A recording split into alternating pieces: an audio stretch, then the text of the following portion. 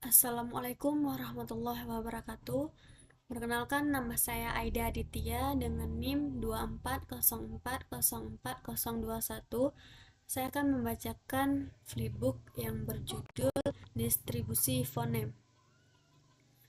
Distribusi fonem adalah pola kemunculan fonem dalam lingkungan tertentu dalam sebuah kata atau ujaran. Distribusi fonem ini membantu kita memahami bagaimana bunyi dalam bahasa diatur dan digunakan.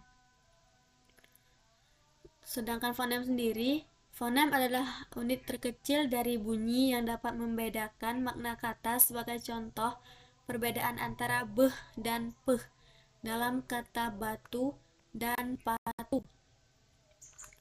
Lingkungan fonem sendiri, yaitu distribusi komplementer, terjadi ketika dua alofon dari satu fonem tidak pernah muncul di lingkungan yang sama.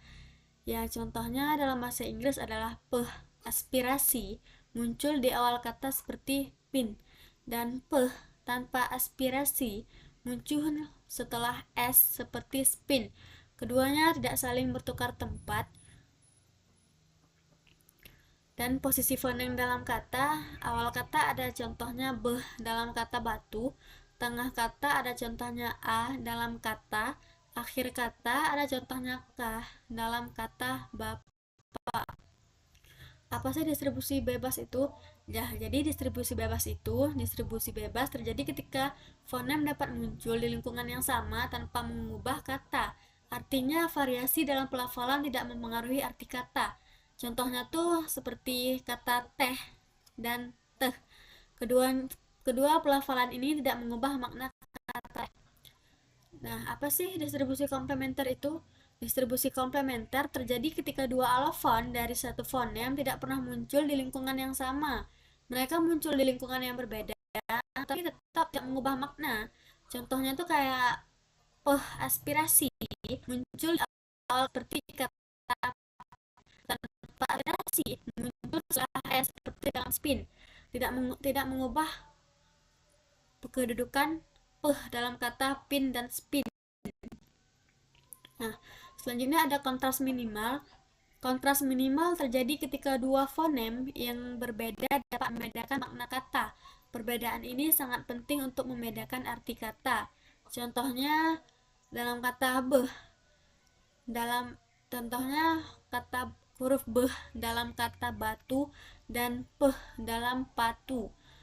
Dan kenapa sih kontras minimal itu penting?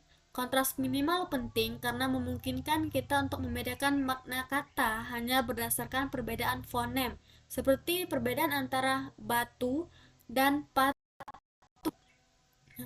Di sini juga ada pengaruh posisi fonem.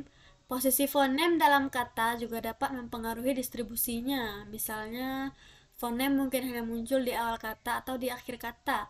Yang di awal kata contohnya ada kata beh dalam kata batu, dan di akhir kata contohnya tuh ada kata ke dalam kata bapak. Dan selanjutnya ada fonem dan lingkungan berbeda. Lingkungan fonemik dapat sangat mempengaruhi bagaimana fonem muncul dan digunakan dalam bahasa. Misalnya pengaruh bunyi sekitarnya bisa membuat fonem berubah. Nah, selanjutnya kenapa sih distribusi fonem itu penting untuk kita pelajari? Nah, jadi distribusi fonem ini membantu dalam mempelajari fonologi dan menganalisis struktur bunyi dalam bahasa. Ini sangat penting karena termasuk juga dalam berbagai konteks linguistik, termasuk pengajaran bahasa. Ada lagi hubungan antara fonem dan makna itu apa sih? Nah, hubungannya itu distribusi fonem juga menunjukkan bagaimana perubahan fonem dapat mengubah makna kata atau mengatur struktur kalimat dalam bahasa. Nah, jadi di sini ada juga ringkasan sedikit tentang pengertian daripada distribusi bebas adalah fonem muncul di lingkungan yang sama tanpa mengubah makna.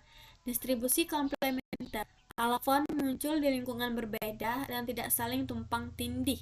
Kontras minimal, fonem yang berbeda membedakan makna kata. Nah, jadi ada juga tujuan distribusi fonem. Tujuan distribusi fonem adalah untuk memahami bagaimana bunyi-bunyi dalam bahasa muncul dalam berbagai posisi dan lingkungan. Nah, jadi Tujuan ini sangat membantu kita mengetahui pola kemunculan fonem, bagaimana perubahan fonem dapat mempengaruhi makna kata, dan bagaimana mengajarkan pelafalan yang benar dalam bahasa. Sekian penjelasan dari saya akhiri. Assalamualaikum warahmatullahi wabarakatuh.